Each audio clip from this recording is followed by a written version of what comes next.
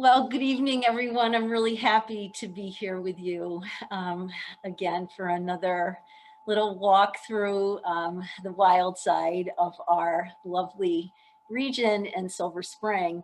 And I kind of changed the title of this to Spring Treasures, Wildlife and Frogs. And I just didn't, I love these bluebells, so I didn't want to change my initial screen. But what I'm going to talk about tonight is wildflowers, the spring ephemerals, and some frogs. So last year during the pandemic, when we were asked to, uh, stay close to home, to not travel too far, to walk outside, I really followed the rules and I really stuck to the local trails that were no further than a 5-minute ride if I needed to go by car.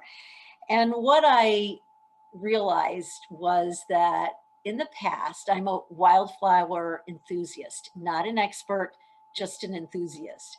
And what I realized that, every year I would travel far and wide to see as many flowers as I could. And I had my favorite spots. But what I really learned last spring, was there is an awful lot right here in our backyard, but caveat is not abundant, right? So this truly is a treasure hunt.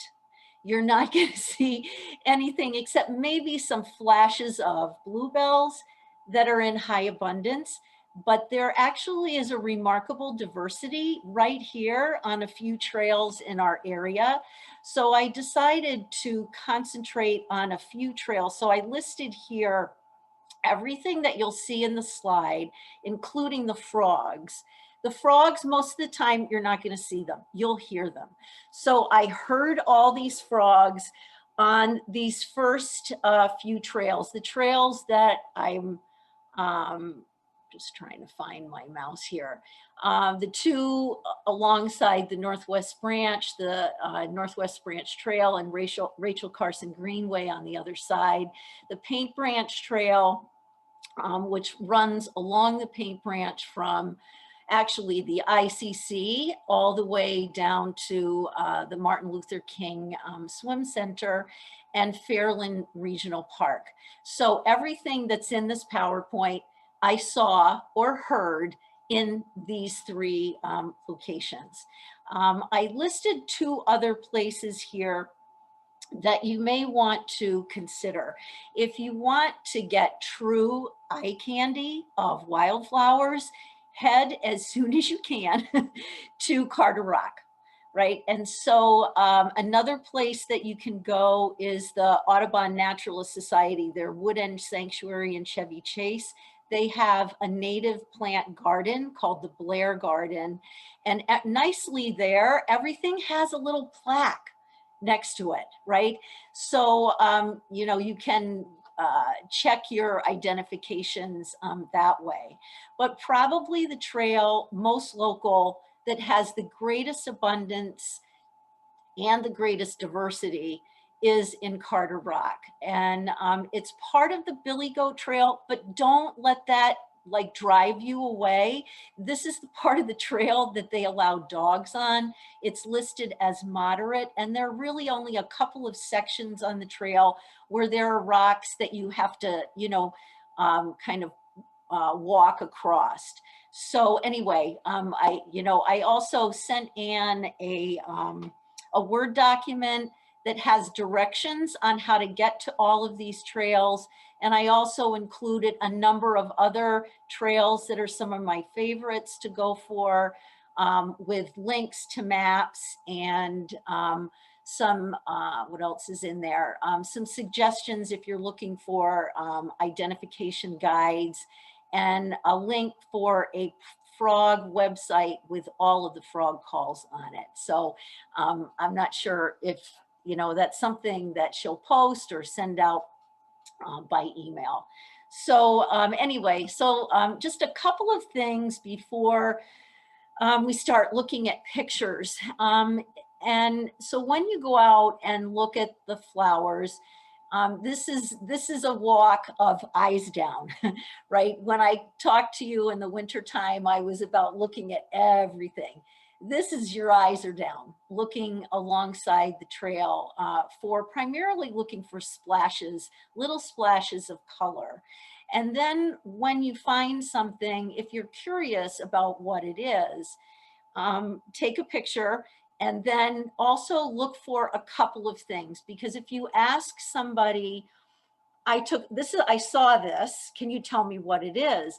They may ask you things like, how many petals were on the flower? What color were they? What were the shape of the petals? So when you look at flowers, they often are, categorized as, oh, sorry, a regular or an irregular flower. A regular flower is one that has its petal sizes and shapes are the same. They're arranged kind of like the spokes on a wheel, right? An irregular flower is one, think of like an orchid, right? That the petals are not all the same shape, right? So that's one thing to sort of look at if you're trying to actually identify it on your own. Another thing that someone would ask you if you brought them a picture or you said, oh, I saw this beautiful purple flower, it had 5 petals. And then they'll say, well, what kind of leaves did it have? How were they located on the stem? Were they at the base of the plant? What did the margin of the leaf look like? So just a couple of things. Edges of leaves, are they smooth? Do they have little teeth? Do they have lobes? Are they, I'm trying to find my mouse here. Here we go. Are they, compound leaves, or are they single individual leaves? So this right here, I keep losing my mouse, I'm sorry, right here is a compound leaf. That's one leaf. It has 5 little leaflets to it. So those are some things to kind of take into consideration if you're trying to have somebody help you identify it. Okay. So what I did here is I try to arrange these in sequence of usually how they come out. And on most of them, I put little descriptions of how many petals it has, a little bit about its leaves. Are the leaves and stem, are they hairy? You know, those kinds of things will help you identify them. So I'm not going to go over every single characteristic because you can just read it on the slide later, but I thought I would go over some kind of fun facts about some of the flowers and tell you where I've seen them so far.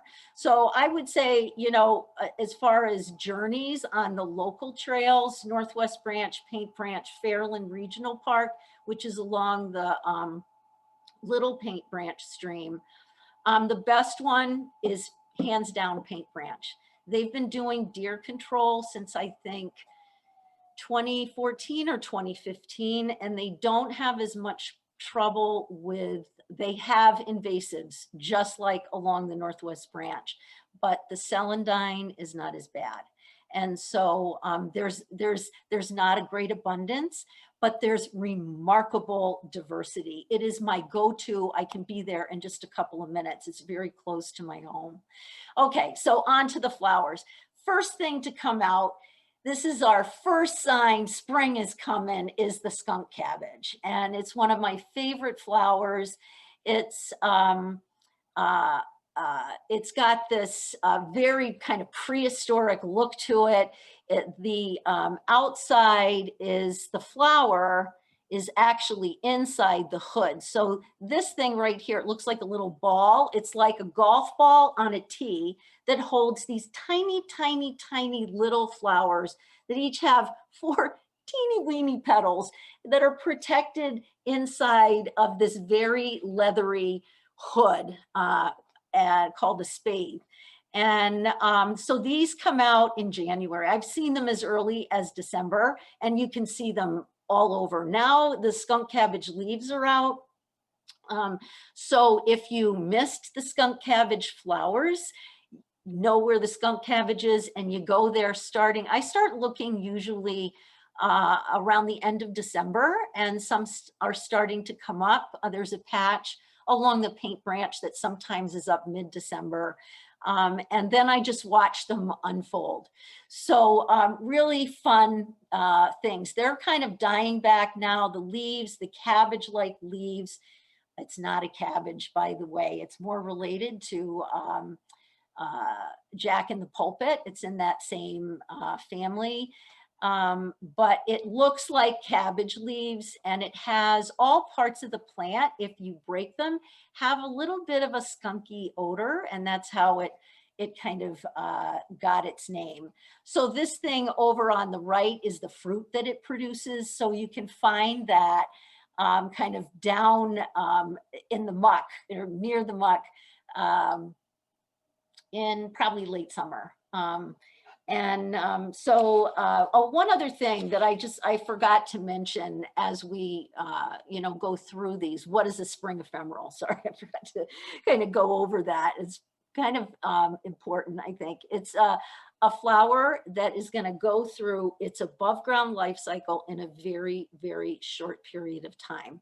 So it comes up before the leaves come out on the tree, so it doesn't have to compete for the sun. And they really just are these fleeting beauties that traditionally would have covered the healthy forest floors. And so they will flower, leaf, fruit, go to seed, sometimes in a matter of days to weeks. So many of them are fleeting. It's like, if you're really into this, I am out every day, starting in March, every single day that it's not raining, looking for these things, because they come and go, and some really don't last for very long.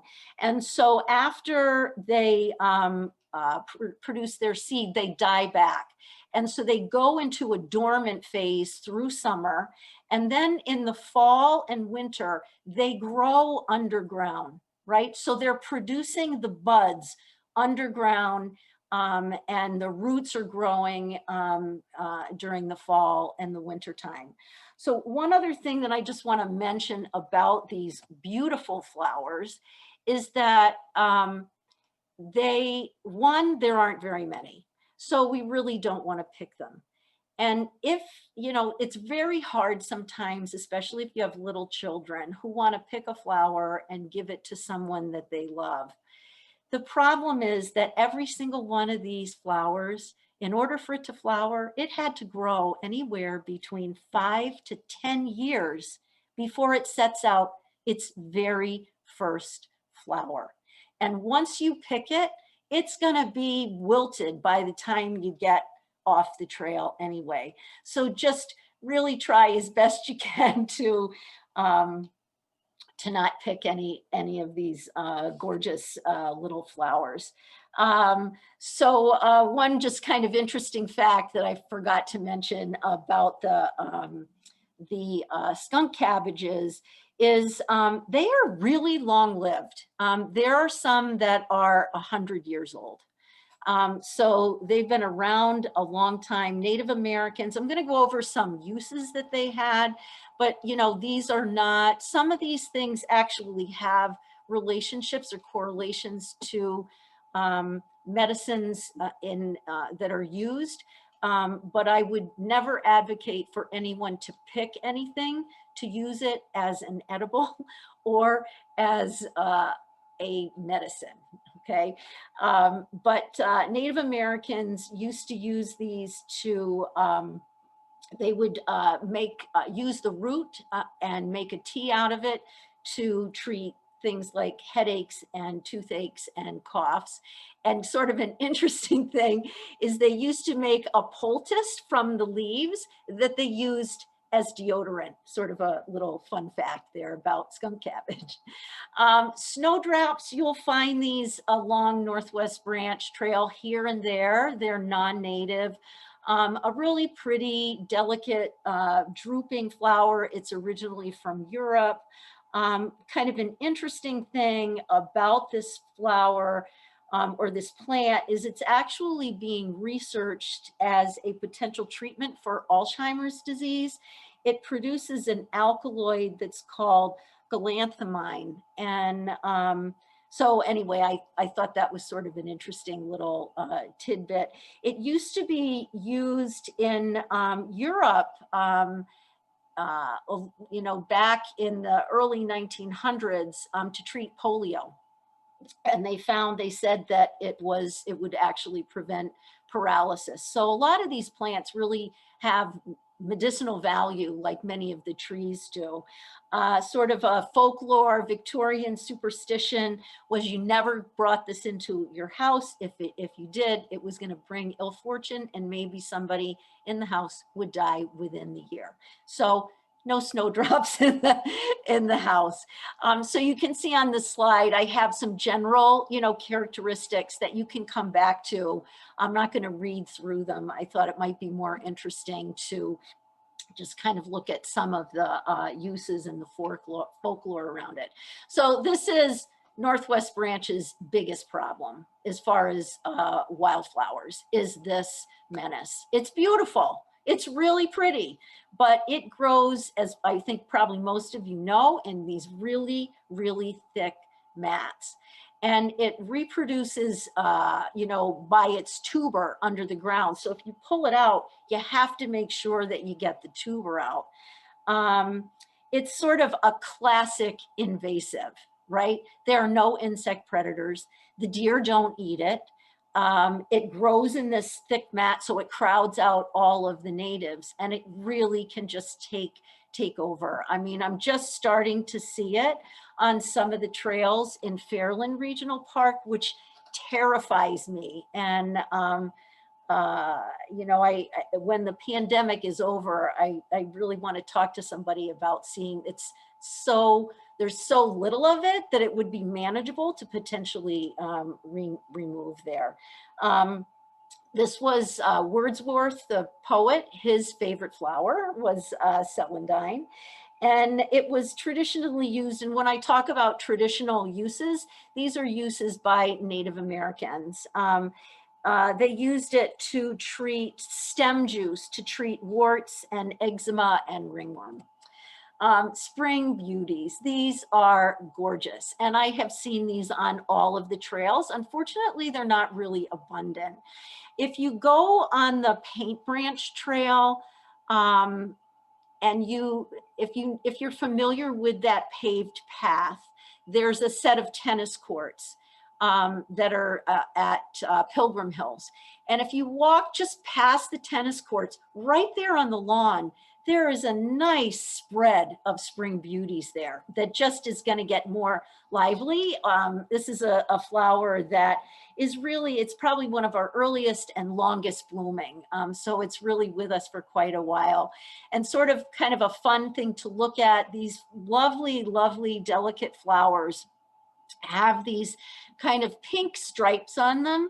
And it's thought that these are like guidelines for the pollinators to come in to get to the nectar. So it was sort of a fun thing there. So the root was used by some native tribes to ward off evil and help the dead move on to their next place, was sort of a folklore. It was also used as a contraceptive. And the root actually looks like a small little potato, and it has a sweet kind of chestnut-like flavor. But again, you know, if this is something that you want to experiment with eating, grow it in your own yard and pick your own, okay? Picking nothing from the wild. I did put a couple of trees in here because they're just, some of the flowers are so prominent. The red maple is the earliest tree to flower, and everything about the red maple is red. New branches are red, the buds are red, fall leaves are red, the flowers are red, and the little fruit, the little samaras, these, the helicopters here, are red. And they flowered early. So when the buds start swelling, you can see red maples from the distance, right?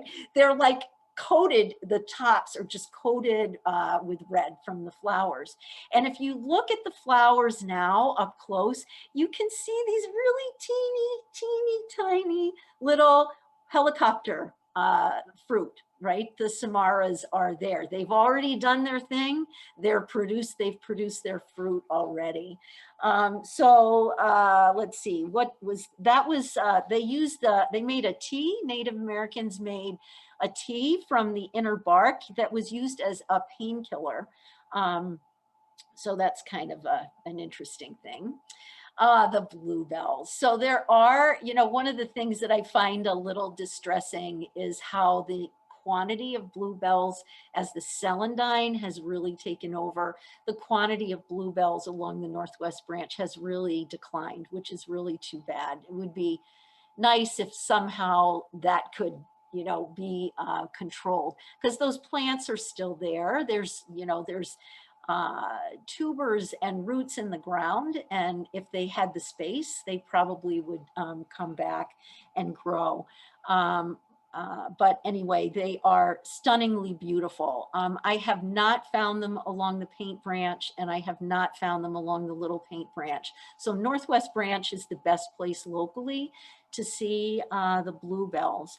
They have a nice sweet fragrance. They are deer resistant. The deer tend to not eat those. The whole plant was used by Native Americans. They primarily used it for lung conditions, whooping cough, sore throat. It was used for treating tuberculosis, and sort of a fun folklore associated with it was witches in the colonial times used it. They said it had mystical powers, and it could turn them into rabbits that had mystical powers. So sort of a fun little fact about bluebells, sort of with this like fairy-like folklore. Spicebush is a deciduous shrub, and if you didn't know spicebush before, this is the time to look for it.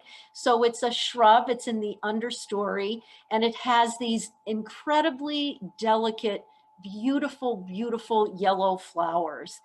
And so you can spot them, and then as the leaves come out, you'll be able to tell them, from some of the others. There are sections of along the Northwest branch on the Rachel Carson Greenway side, where there are huge clusters, large clusters of spicebush. So their leaves turn yellow in the fall also. And so there's one trail on the paint branch that's on the other side of Fairland Road that is like walking through a tunnel of spicebush. So the time to go and see that is now, and again in the fall. It's beautiful. It's like in the fall, it looks like the forest is on fire. It's gorgeous. So this is a really, really important plant for a local butterfly that's called the spicebush swallowtail. So you can see it down at the bottom. It's a host plant for the caterpillar. So I put a picture of the caterpillar up on the top. It's really very cute caterpillar. And I have seen these on the plants in the late spring and into the summer. So a little folklore about the spicebush. This plant is like a pharmacy. It has at least 39 essential oils, and they're still trying to figure out what the value of some of these oils were. The Native Americans called it fever bush because they used to make a tea out of the leaves, the red fruit that you can see on the right side next to the leaves, and even flowers, and it would help sort of break a fever.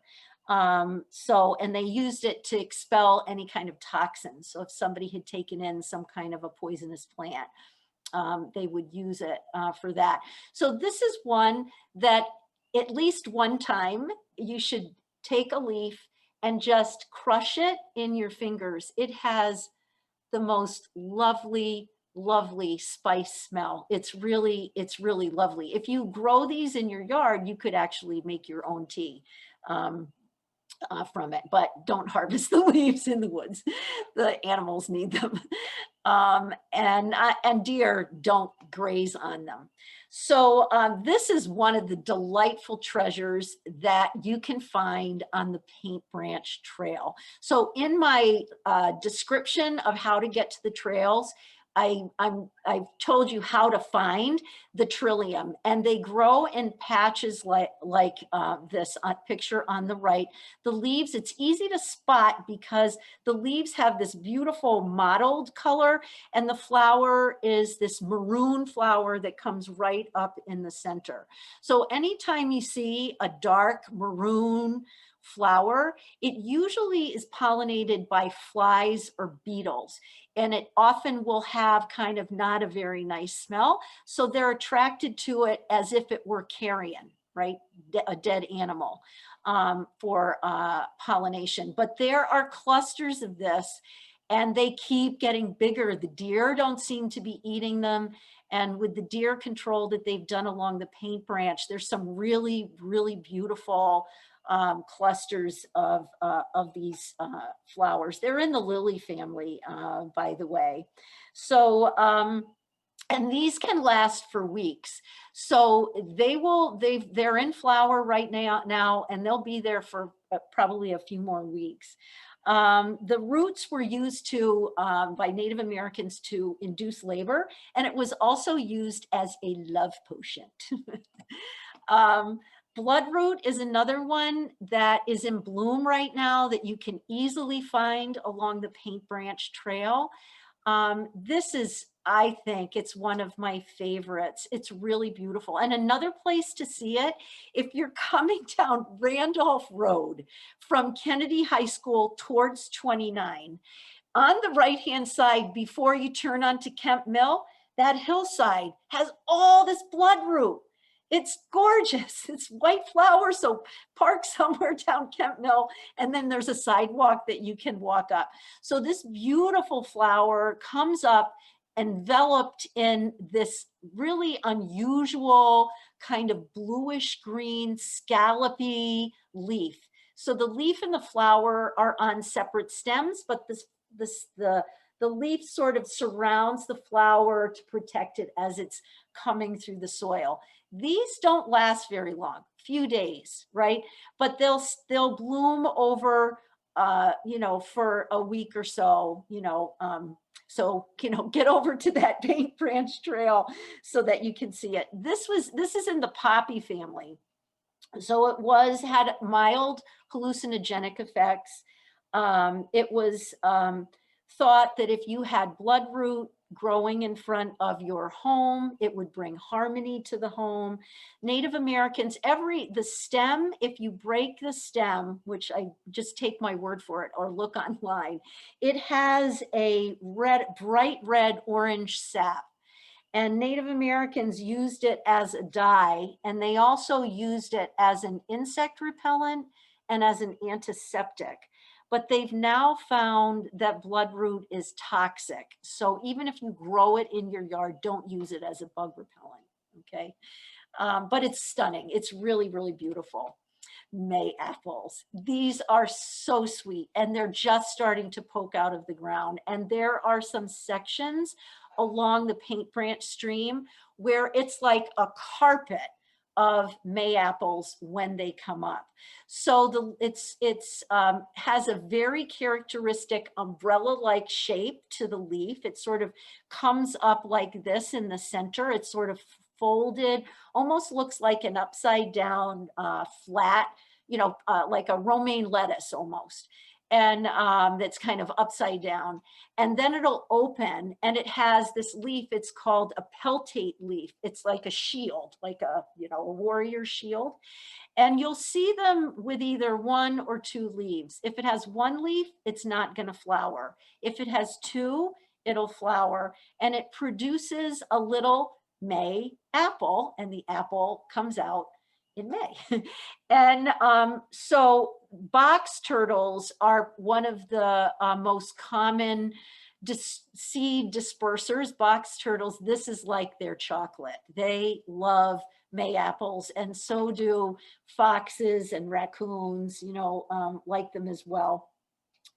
But they are poisonous to people, so don't eat the May apples. And let's see. Oh, a kind of an interesting tidbit is a chemical has been isolated from mayapple. It's now produced synthetically, called podophyllin, and it's used in the treatment of genital warts, which causes cervical cancer. And it's also being explored as a treatment for other cancers, but it's produced chemically now. But the origin of it is the good old mayapple. And they're starting to come up, just barely starting to come up. Violets, there are a variety of different kinds of violets. These are the most common, the common blue violet, which comes in a purple, or it comes in a white with a little purple, like it's like somebody brushed paint on it, a purple paint in the center. Beautiful, really lovely, lovely flower. They're starting to flower right now. Again, I'm not advocating that you pick these, but they are edible. The flowers and the leaves you can put in salads. So you could grow them in your yard. They're really quite delicious. They're really, really high in vitamin C, supposedly higher than like an orange. Native Americans use them for inflammation, soothing skin abrasions, insect bites. It was also used as a love potion as well. And it was seen as a sign of fertility. So, you know, my backyard, I have very little grass. I mostly grow moss and violets, and because I've got a lot of shade trees back there, and they're stunning. They're just beautiful, and they attract a lot of bees, you know, like bumblebees, good pollinators. So rue anemone. This is a really unusual, delicate, gorgeous little flower that's easy to identify by its leaf. So I couldn't get a really good picture of one, but if you look on this right side here at this leaf, you can see it sort of has this indentation, and then it comes out and there's another indentation. So it's like it has three lobes. So think of your hand. So it's kind of like the shape of a hand, right? So it's got a very distinct looking leaf, this white, really pretty flower. And there is a section of the viper / crow's foot trail in Fairland Regional Park where these are in bloom right now. I mean, it's some walking to get to where the flowers are, but there is a hillside that has a lot of them that are in bloom right now, and they are just really, really beautiful. These were used to treat digestive issues, vomiting, diarrhea. Hepatica. Okay, so this is kind of has an interesting story. There's a sort of this concept that's called the doctrine of signatures. So many people who studied plants long ago felt that plants that resembled some kind of organ that we have in our bodies, that God put those plants there to let us know that this was a sign that this plant could be used to treat that organ. So the name hepatica is associated with the liver. The leaves have these three it's a very leathery leaf, very distinct, and they felt that it looked like the lobes of a liver. So when you see right now, again, I found a lonely one on the paintbranch trail, but there are many along this the Viper Crow's Foot Trail in Fairland that are blooming right now. They are gorgeous, and they are not common. So it is a real treat to find them. And where the largest concentration was, I sort of moved the leaves away so that if some of you go, that maybe you'd have a better chance of seeing them. So you'll notice when you look at the leaf, that the leaf looks old, right? That's last year's leaf. The leaf is there all winter, right? So you can even look for these in the wintertime and sort of mark, you know, a string around a tree or something. Okay, this is where the hepatica is gonna come up. And then the purple flower comes up. After it blooms, this old leaf dies and it sends out a brand new, beautiful green, leathery type leaf. So this, you can imagine, they use to treat liver conditions. And sort of an interesting aside, it was prescribed to people who were cowardice or had freckles, because they thought that these two things, freckles, they felt were a malady, and that it was thought to be connected to the liver. So they treated it with a tea made from the hepatica. Okay, so bluets also are called Quaker ladies. This is a very, very small blue flower that grows in a little cluster. Deer resistant, so the deer don't go after these. It was used as a tea by the Native Americans to prevent bedwetting, is the only medicinal value that I could find associated with this. And I haven't seen any of these on our 3 local trails yet. I saw them today up at Carter Rock, many of them actually. Another one, blue phlox, I haven't found locally yet. It's out in at Carter Rock though. It kind of resembles, looks very similar to periwinkle. But the flower is very tubular in shape. So if you look at the shape, see how it has like this tube and then it looks like it's a flat top, right? And the periwinkle looks a little different from that, doesn't have that same shape. Periwinkle leaves have a vine-like stem that if you break a periwinkle, it has milky sap inside of it. This does not. And the leaves are very small compared to periwinkle. They're kind of elliptical. They're sort of long and small, opposite. And it almost looks like they clasp onto the stem. And these, the root was used to treat a variety of skin conditions, you know, rashes and things like that. Okay, star chickweed. This is a really cute little flower. It's very, very tiny, 1/2 inch across. It's really small. But I've seen it, it's not out yet along the paint branch. I've seen it, actually, I saw some in Fairland. So it's out there, but it's not out along the paint branch. It looks like it's got 10 petals, but it's actually 5, but each petal splits. So if you look at the base, you can actually see that it's really only 5. This one is also an edible one. It's high in vitamin C. It was used to treat respiratory and skin conditions and arthritis. Sort of the takeaway on that one.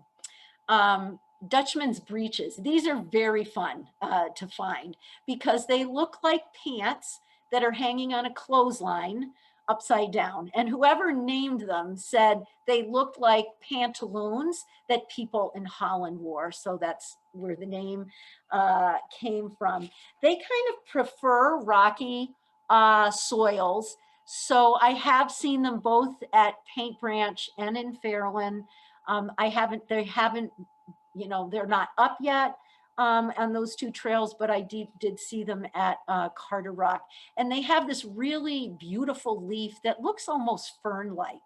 It's very pretty. It's really quite nice. So the pants look like they have a waistband, a yellow waistband. They're really cute. They're also in the poppy family, and they were also nicknamed little staggers because when cows ate them, cows like them, and when they ate them, they would stagger because they're in the poppy family, so they're a hallucinogen. Native Americans used to make poultices from the leaves to put on sore muscles, achy joints. So again, I'm not advocating for any of these medicinal practices, just to kind of give you some interesting little tidbits. Cutleaf toothwort, the root looks like a tooth.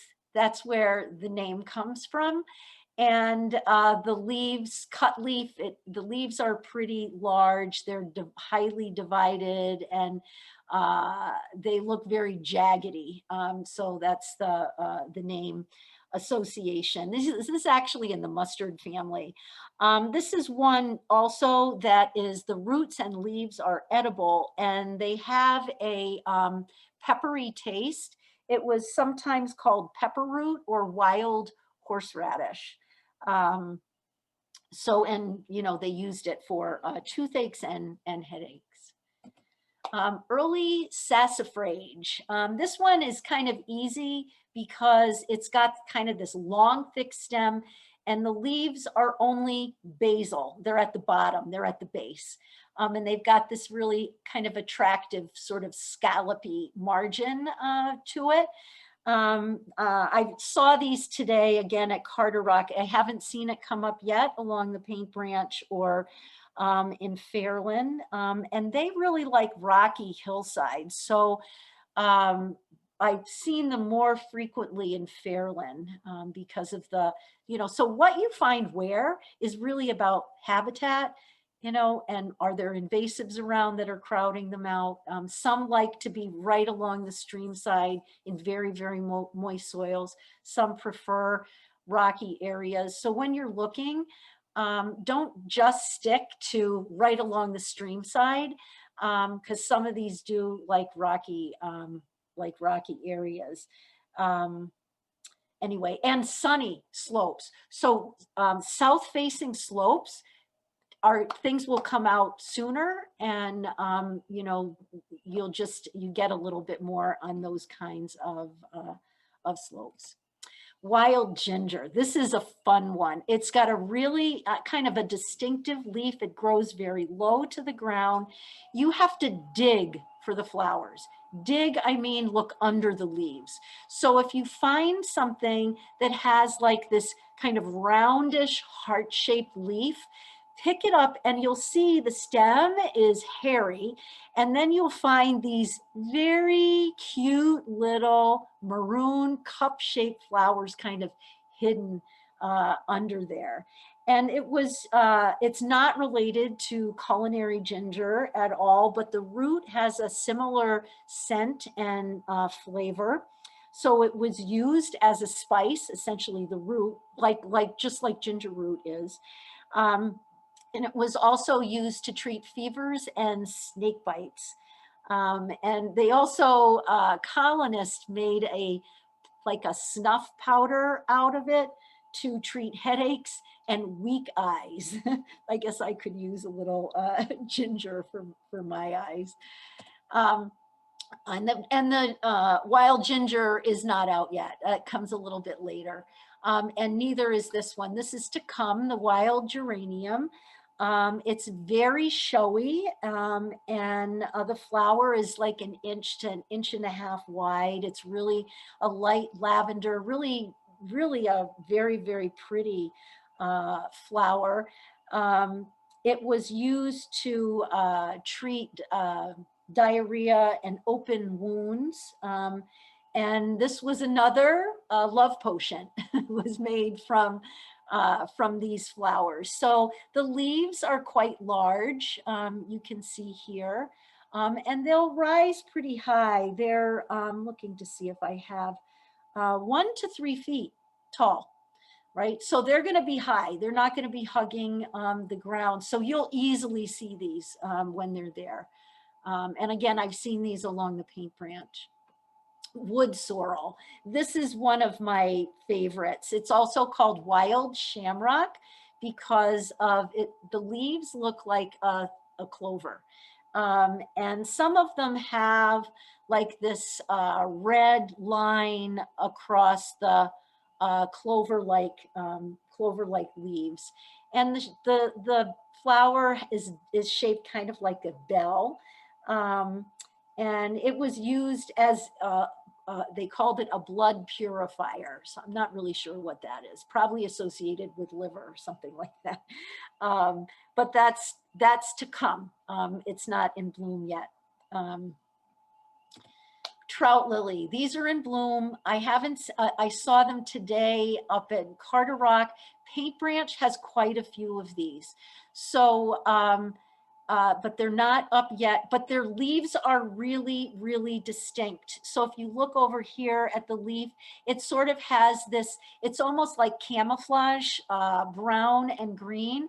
And it was named trout lily because they felt that the leaf, which is rather leathery, looked like a brook trout. And the leaf looks like a lily, except the petals sort of fold back. And it droops down. It's lovely. You can see it from a distance. It's large enough that you can see it. It's about, how wide is the flower? I'm not sure. I don't think I wrote that down. But anyway, it's a gorgeous flower. And sometimes you'll see single leaf. They will not flower. It needs 2 leaves to send out a flower. So these along the Paint Branch, you'd have to walk the natural path that's right next to the stream to find these. But right now, most of what's in bloom along the Paint Branch, you can see from the paved path. And this was used to treat fevers, draw out splinters. And it had, they felt that it had antimicrobial. They used it like if they looked like they were getting an infection, they made a poultice with the leaves. Dwarf ginseng. This is really cute. It looks like a little white globe. It's so adorable. It looks like a little globe. And it's tiny. Each globe has a whole bunch of tiny flowers that are only 1/8 of an inch across. The whole globe is only 1 inch. So these are very tiny, but they're, you know, it's sort of like almost hard to miss because of the shape. So really, really pretty. It was used for colic, indigestion, gout, let's see, what else? Rheumatism, TB, hepatitis, hives, fainting, shortness of breath, nervousness. And part of the reason it was used for so much is that the root is shaped kind of like a distorted person, right? So they thought that maybe it was a cure-all for everything, and they essentially used it for just about everything, the root.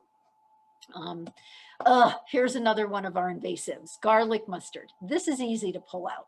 You just yank and you can get the whole root out. And you'll often see along trails, especially along Paint Branch, people on some parts of that Paint Branch trail are really religious about pulling this stuff out, and you'll just see the plant lying dead on the side of the trail.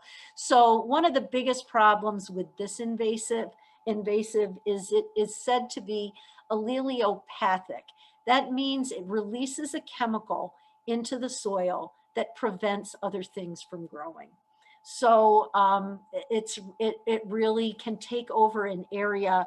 It's considered one of the worst invaders of our forest in the entire Northeast.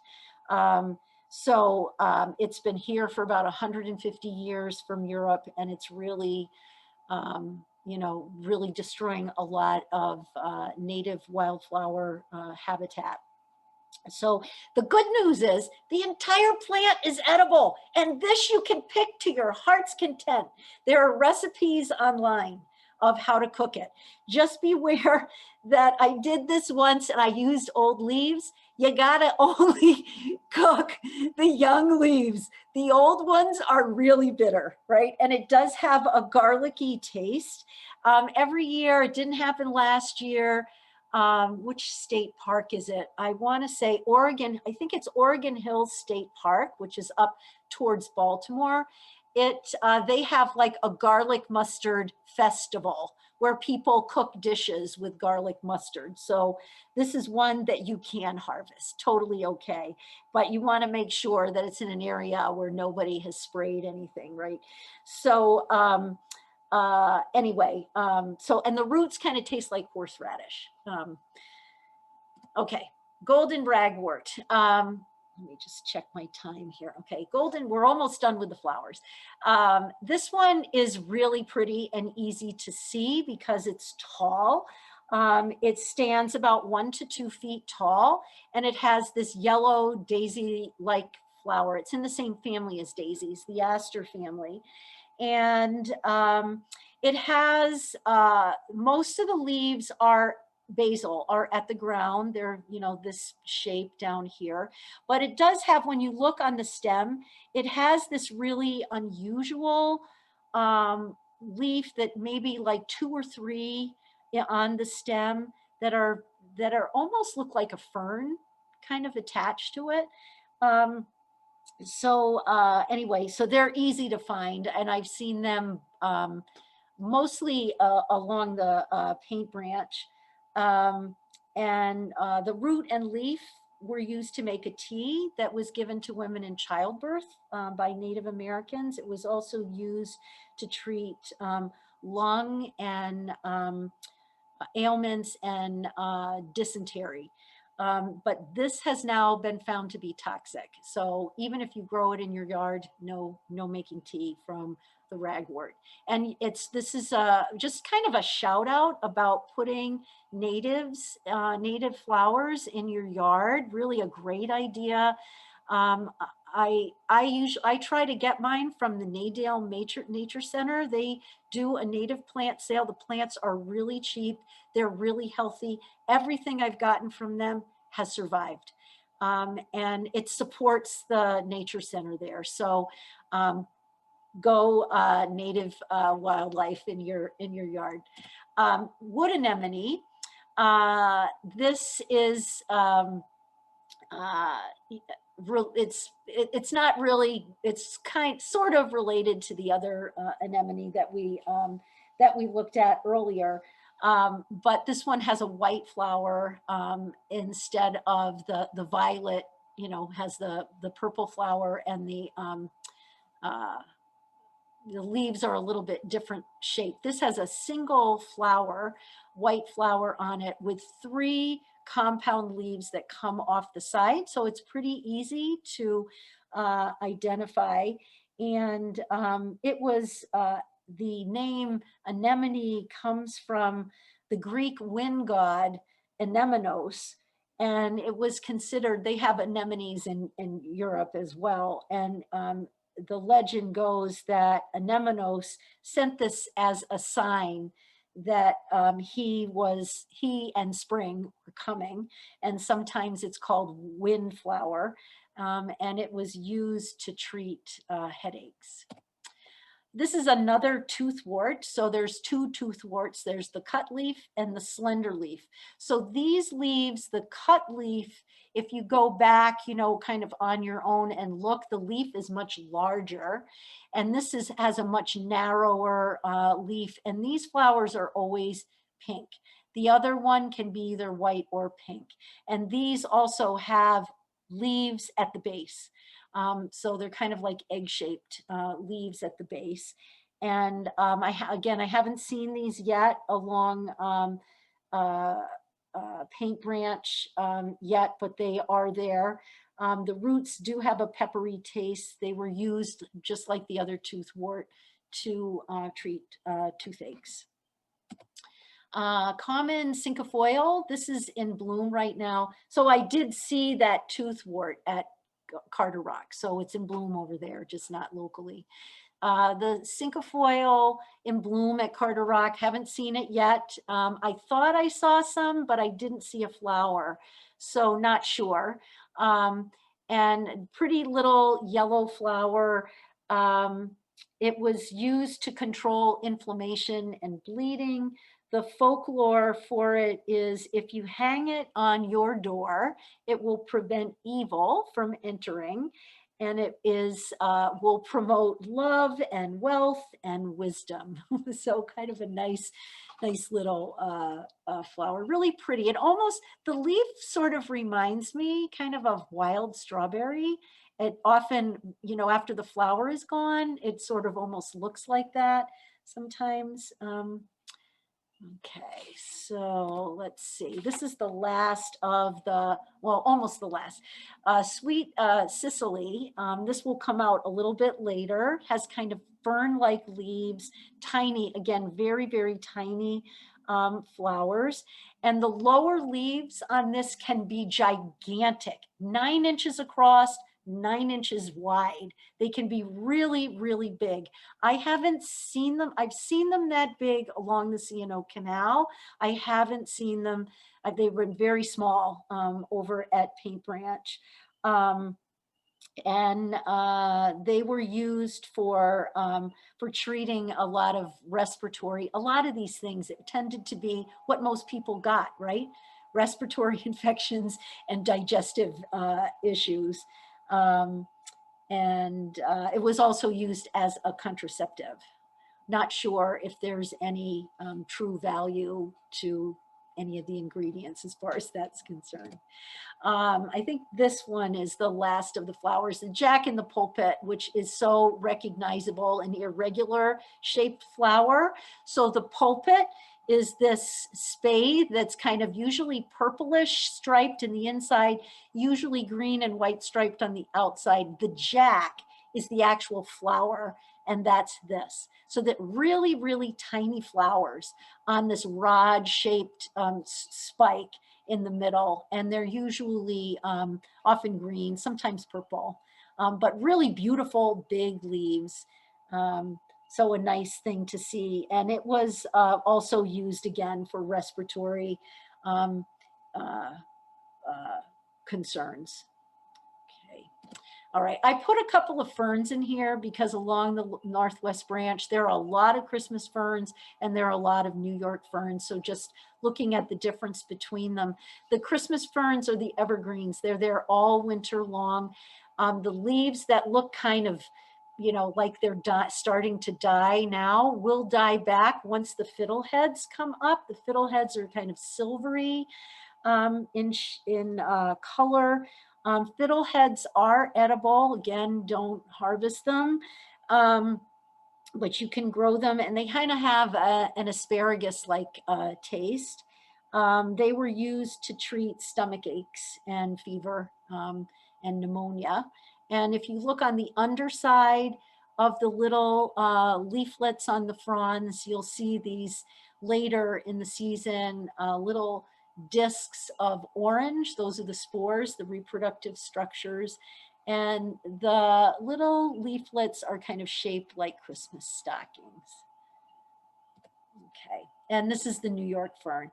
New York fern dies back. So I haven't seen any. I don't know if any. I haven't been over to Northwest Branch in, you know, because of the rain that we've had. I didn't get over there within the past week, so I'm not sure if there are any of the New York ferns up. These are very delicate, super soft, really, really such a pleasant touch, right?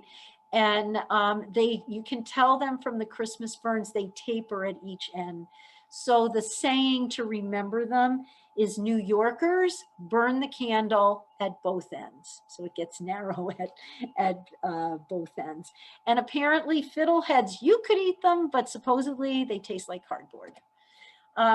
Okay, so 2 things that you'll find along Northwest Branch that you will not find at Paint Branch. And although I have seen them in Fairland, is the wild azalea, which is sometimes called the pinkster bloom azalea. Pinkster because it comes up, it blooms around Pentecost, about 50 days after Easter. And it's not really abundant, but it is stunning. It's so, so beautiful. The flower, light, kind of a whitish light pink, and the stamens, the male part of the flower, just comes way out of the flower. It really hangs out. And so, you know, and it has an azalea-like leaf, like we may, you know, have cultivated azaleas. So these wild azaleas are deciduous.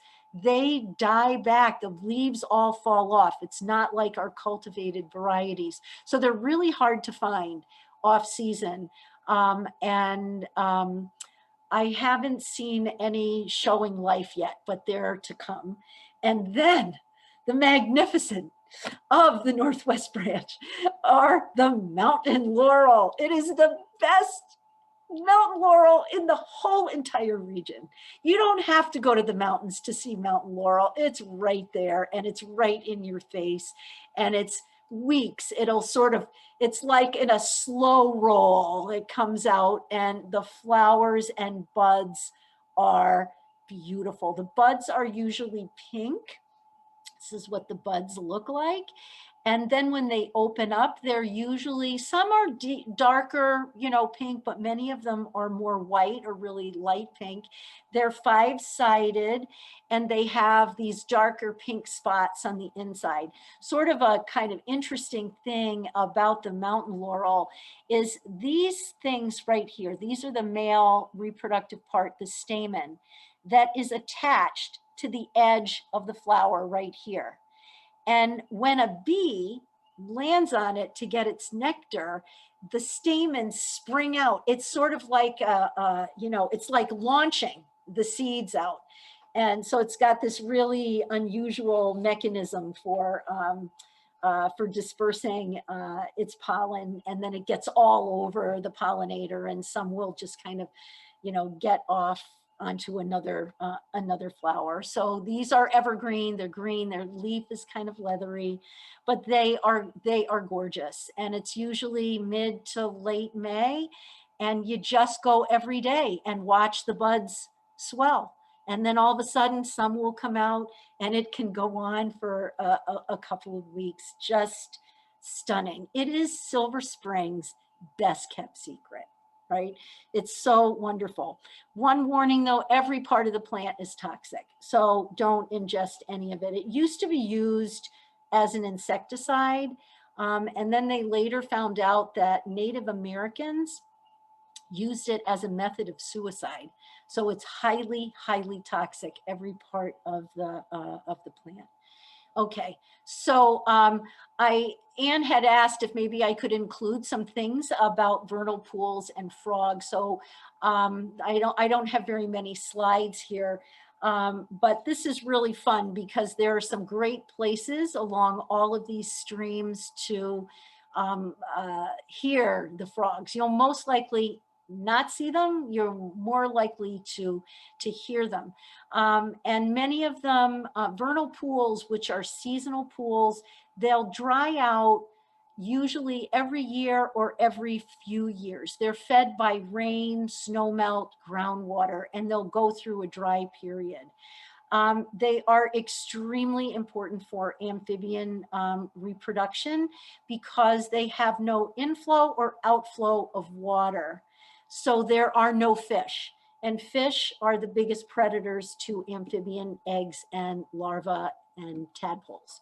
So anyway, so this picture on the right is the famous, oops, that was my timer. I set my timer for an hour, so I didn't want to go much over an hour. I'm almost finished.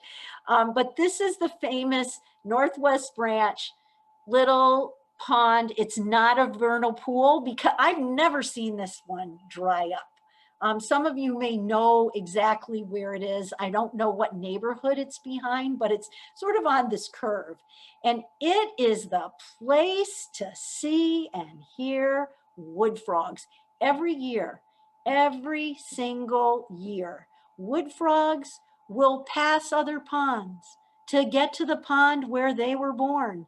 And so they come back over and over and over again to this pond. And it actually looks like when the wood frogs are there, it looks like it's almost boiling, right? It's just incredible. So the wood frogs are done reproducing. So they were in full chorus March 11th, right? So mark your calendars, like you start going, looking, they will reproduce as early as end of February, early to mid-March. As soon as basically their kind of calling card is during the first rains or when you've got 2 consecutive days of 50 degrees and over. So right around March 11th, we had a couple of days of 50. I went over there. People are walking and like not even noticing. They're not, I don't know why they can't hear them. They sound like a huge gaggle of quacking ducks. And it's like the first time I heard them there, I said to my husband, where are the ducks? And then I realized, oh my God, they're wood frogs. And you can there's so many in this pond, you can see them. They have, you know, they're not out of the water, so you can't see their distinguishing feature of this little black mask. It's like a robber's mask, but you can see them and they are so loud. And at the end, if we have time, I'll play you a little chorus of each of these frogs. And they love to lay their eggs in communal patches. So the patches of eggs are gigantic that are in this little pond. You can't miss them, right? And so they're only there for a few days. So it's like, you know, I don't know, maybe next year somebody can post on your websites, wood frogs are doing their thing, and go and see, because it is just a really, really special things. Amphibians worldwide are declining. And so anytime we can see and enjoy amphibians, it's really a good thing. They need really clean water. They need good habitat to survive in. Their skin is thin. They have teeny lungs like the size of raisins. They use their skin to breathe. So they need really, really clean water, and they need clean air. So, and habitat. So, anyway, another interesting thing about these frogs is they turn into frogsicles in the wintertime. No kidding. They hibernate under logs, under rocks, and they, when it gets to around freezing, they produce an excess amount of glucose that goes into their cells and into their organs, and it acts like antifreeze. So their organs and cells don't freeze, but the tissues in between actually do freeze. And their heart and their heart stops beating and they don't breathe. So they're literally like a popsicle, right? And then when it warms up, they thaw out. They are the coolest frogs. If you haven't seen them, mark your calendar, see them next year, take kids to see them. It's a wonder. I mean, they're so busy trying to mate that they don't care that you're standing at the edge of this little pond. Okay, spring peepers. I started hearing them around March 9th. And they are small. Again, you'll more likely hear them. They sound like high-pitched sleigh bells. They're little. They're tree frogs, so they have those round, cute little toes. Their signature, if you ever see one, they have an X on their back. And their vocal sac is gigantic. It gets bigger than their head. And when they lay, their little tadpoles are larger than the adult. The adults are only about an inch. These tadpoles are like an inch and a half long. So they're out and about and they're singing now. You can probably hear them in your backyard. American toads just started singing recently, like last week, the 27th. What was that? Saturday. Along Paint Branch, there is this pond. It's not a vernal pool. It's a stormwater management pond that's been there forever. And it has so many turtles, you kind of can't even count them.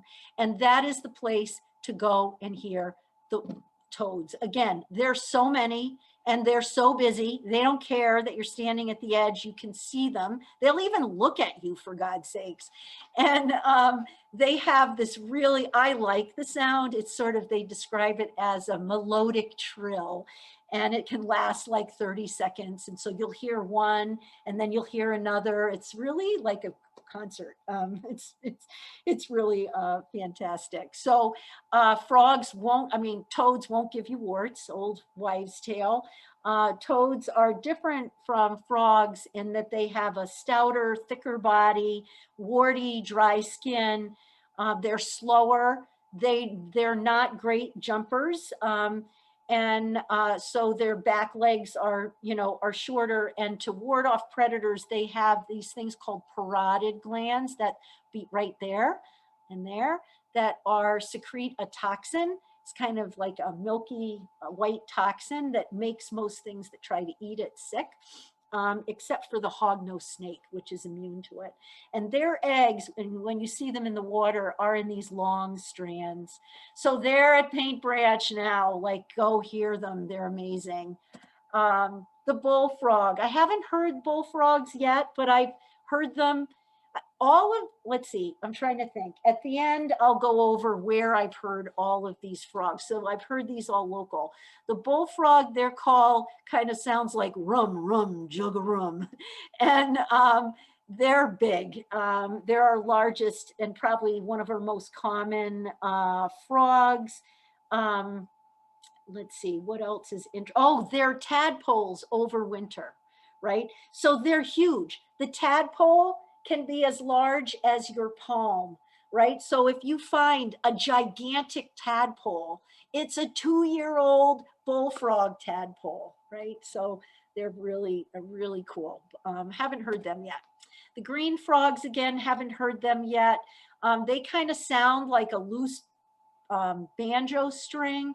They're usually dark green in color if you see them, and they have, frogs have these things called dorsolateral folds. So they have these skin folds along their back, and they're pretty prominent. You can see those. And their eggs just look like a mass of jelly, you know, black eggs. And they sometimes will overwinter too as tadpoles. Leopard frogs were named because they have spots, kind of look like a leopard. And they're actually I think, a very handsome frog. And I heard these over at Fairland just a couple days ago. So what's special about them? Just they're really pretty. And oh, they sound like they kind of sound like they're almost like clucking and chuckling. And then if if you've ever rubbed your finger over a blown up inflated balloon, that sound, they make that sound. I'll play it for you in a minute if you will indulge me. Northern cricket, northern or eastern cricket. So some manuals call it the northern cricket, some call it the eastern cricket. They're the same thing. They sound like a clicking cricket, and they are teeny. So you can see this little cricket on somebody's finger, really small. You'll almost never see them. Really lucky if you see one. But if you do, they have this really cool marking on their back. It looks like they have a green Y on their back, but they're really small. So you usually hear them, don't see them. The Cope's gray tree frogs, these are really friendly little guys and gals. I find them on my deck all the time. They're tree frogs, and they're almost look like lichen, right? They're kind of this grayish green color. They're a frog, but they're a little warty. And they have this yellow marking on their leg. There's another gray tree frog that doesn't have this marking. And they have a very high-pitched trill that you'll hear, probably starting, when do they start? Late spring, I think they start, and they'll last all summer till August. And you only hear them calling at night. But then they also freeze like the wood frogs do. And then I just wanted to bring your attention to the most common turtles in the area, the painted turtle and the red-eared slider. So if you can probably see them at some of the ponds in around Northwest Branch, but probably the best place, especially if you have little kids, is this pond that's next to Paint Branch. I don't know, there must have been over 30, maybe even 50 turtles there the other day. These turtles love to come out on exposed logs and rocks, and they line up and they lay on top of one another. And some of them are really large. You'll find babies there sometimes too. So the eastern painted turtle is native, and it's named for the carapace has this really pretty kind of reddish edge to it. The belly, the plastron, is usually yellow, and it has these kind of yellow spots by its eye, and these are called its chin straps. They're very cute. And these turtles can live like 50 years. Some of these guys and gals are very old. And then the red-eared slider, which is not native. It's basically pet store introduced, right? People release their pets. So you can tell because it's got a red mark where the ear would be, right? So right behind the eye, there's a red patch. That's why it's called the red-eared slider. Its legs kind of are, you know, green and yellow striped, and oftentimes the belly of the shell, the plastron, has these black markings, and some are quite elaborate. So that is it. And do you want to hear the frogs? Should I play the frog sounds real quick? I'll just play them real quick. These are the sounds of the wood frogs. Can you hear it? Yes? Yeah, okay. These are the peepers.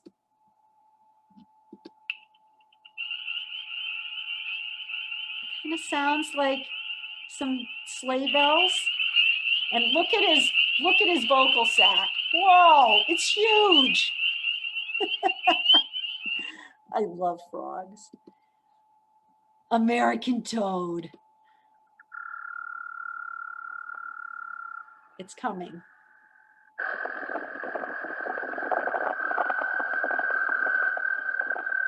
He's ramping up.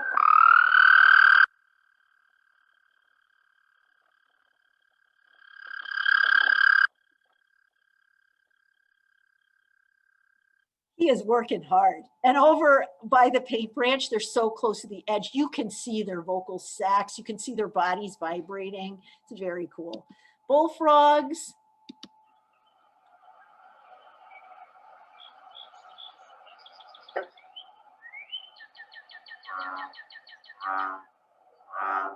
Rum, rum, jug of rum.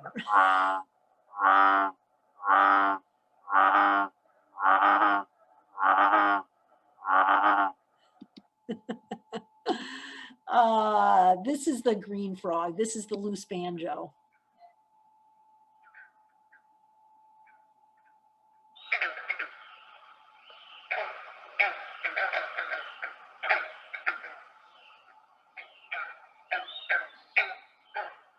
Very, very twangy. Southern leopard frog.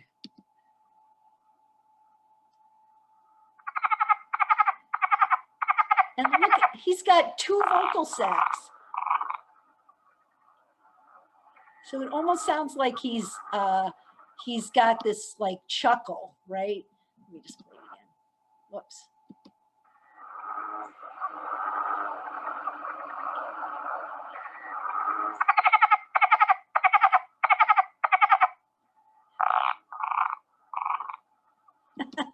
Kind of sounds like the old Woody the Woodpecker in a way. This is the cricket frog. And again, look at his vocal sac.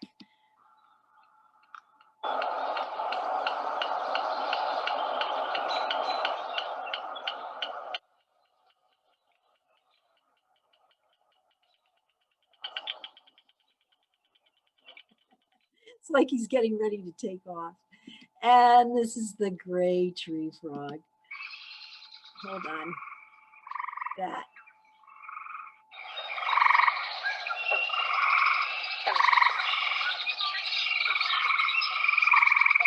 There he is.